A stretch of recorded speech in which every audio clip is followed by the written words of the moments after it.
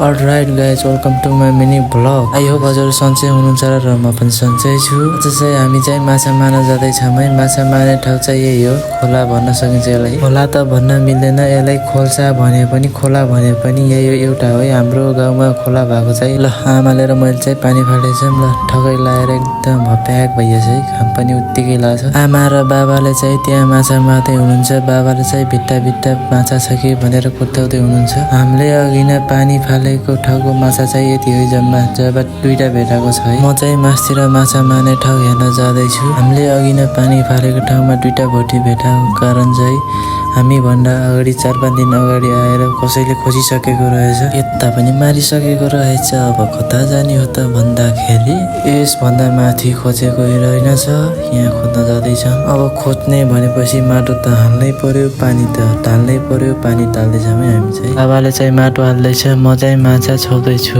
माछा त छोपे, के गर्नु, भाग्यले माछै फुट्किदियो। मैले फुट्काए के भयो त, यता समातेको छु नि यता। ल अब चाहिँ अति भयो भनेर एउटा च्याम्मै टानिहाले, एउटा ठुलो अझै। माछा मार्न पनि थाक्यो। 11 बजे आएको, 2 बजे गइयो।